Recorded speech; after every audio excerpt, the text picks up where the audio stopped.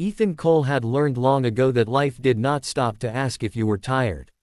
It simply kept moving, dragging you along whether you were ready or not. At 38, he was already worn in ways that went deeper than his bones. His wife had died 5 years earlier from a sudden illness that left him stunned and hollow, and since then, every breath he took felt borrowed. He worked nights as a janitor at a public high school, scrubbing floors that would be dirty again by morning, collecting trash no one bothered to separate, and locking doors that always seemed to slam shut behind him. The job paid little, but it was steady, and steady was something he desperately needed. His 6-year-old son, Noah, depended on him for everything, from warm meals to bedtime stories read in a tired voice that sometimes broke in the middle. That evening, Ethan had finished his shift later than usual. A school event had left the hallways sticky with spilled soda and popcorn, and the smell of sugar clung to the air. By the time he clocked out, the rain had already begun. He walked the 3 miles home because bus fare was a luxury he could not always afford. His shoes were thin, his coat threadbare, and his umbrella was missing 2 ribs, but he walked anyway, head down, thoughts fixed on Noah sleeping at a neighbor's apartment where he stayed until Ethan returned. Halfway home, near a quiet side street lined with old trees, he noticed a dark shape on the sidewalk ahead. At first, he thought it was trash blown there by the storm. Then the shape moved. A woman, soaked to the skin, knelt beside a stalled car with its hood popped open. Her hair, once neatly pulled back, was plastered to her face, and her coat looked far too expensive for the way it sagged under the weight of rain. She was struggling with her phone, her hands shaking, her posture rigid with frustration and exhaustion. Most people would have passed by. Most people did pass by. Ethan slowed, then stopped. Something in him, perhaps the same part that had refused to give up after his wife's death, would not let him walk away. He offered what little he had. He held his broken umbrella over her, shielding her face from the worst of the rain, and tried to help with the car despite knowing very little about engines. He checked the battery cables, pushed when she tried to start it again, and finally accepted that it would not move. He walked with her to a nearby awning and used his phone to call roadside assistance, then waited with her until help arrived. He did not ask who she was or why she was there. He did not complain about the rain soaking through his clothes. He simply stayed. When the tow truck finally came, the woman looked at him with an intensity that felt almost uncomfortable, as if she were memorizing his face. She thanked him, her voice barely audible over the rain, and then she was gone. Ethan went home wet and exhausted, thinking nothing more of it. To him, it was just another night in a long line of hard nights. He picked up Noah, carried him home half asleep, and tucked him into bed. As he lay on the couch later, staring at the ceiling, the sound of rain tapping against the window felt endless. He wondered, as he often did, how long he could keep going like this, scraping by, always one unexpected bill away from disaster. What Ethan did not know was that the woman he had helped was Rear Admiral Claire Whitmore of the United States Navy. She was in the city on short notice for a classified meeting at a nearby base, traveling alone, insisting on driving herself as she always did.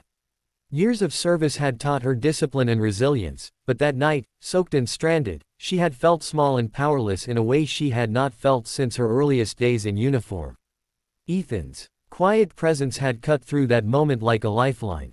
He had not recognized her rank or status, and that anonymity had meant more to her than any salute ever could. The next morning, Claire returned to the base and resumed her duties, but she could not shake the image of the janitor with tired eyes who had stood in the rain without hesitation. She asked around discreetly, using nothing more than the location and a description, and by afternoon, she had a name. She learned about Ethan's job, his long hours, and his son. Each detail settled heavily in her chest. She had spent her career making decisions that affected thousands, sometimes millions, yet here was one man whose life had been shaped by loss and quiet endurance, and she had walked past people like him every day without truly seeing them. 3 days later, on a gray afternoon that matched Ethan's mood, a knock echoed through his small apartment. It was sharp and deliberate, the kind of knock that made his heart jump. He was not expecting anyone. Bills came in envelopes, not knocks. He opened the door to find 2 uniformed officers standing in the hallway, rainwater still clinging to their coats. Behind them stood a woman in civilian clothes, posture straight, eyes steady. The sight sent a rush of fear through him.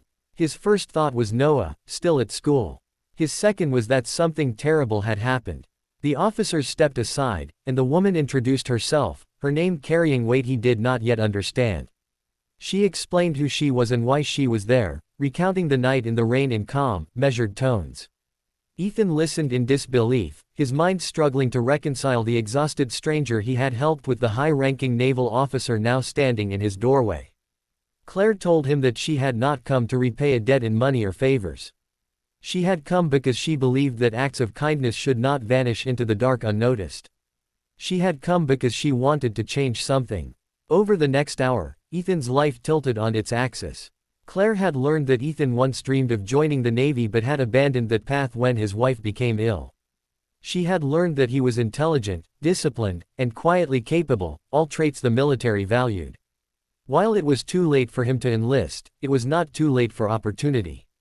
She offered him a position through a civilian support program at the nearby naval base, a job that paid more than double his current salary, with benefits, stable hours, and childcare support.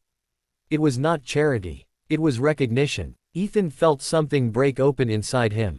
Relief, disbelief, gratitude, and fear tangled together until he could barely breathe. He thought of Noah, of mornings without panic, of nights without counting coins. He thought of the rain, of how close he had come to walking past that woman. He accepted the offer with hands that trembled.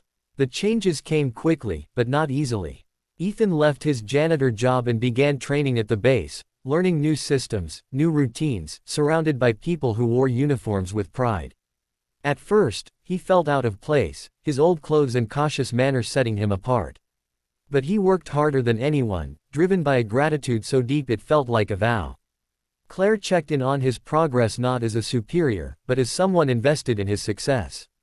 She never treated him like a charity case. She treated him like someone who mattered. At home, life softened in small but profound ways. Noah moved into a better apartment with a room of his own. Ethan no longer came home smelling of cleaning chemicals, no longer collapsed from exhaustion before dinner. He attended school events, helped with homework, and for the first time since his wife's death, allowed himself to imagine a future that was not defined by survival alone. The memory of the rain remained vivid, a reminder of how fragile and interconnected lives could be. Months later, during a base ceremony honoring civilian contributors, Ethan stood in a borrowed suit as Claire spoke about service in all its forms. She talked about the unseen acts that held communities together, about people who showed up without recognition or reward. Ethan listened, his throat tight, knowing she was speaking as much about him as to him. When the applause came, it felt like rain again, overwhelming and cleansing. Just before the ending, take a moment and comment below with a single word that describes how this story made you feel. Your words matter more than you know.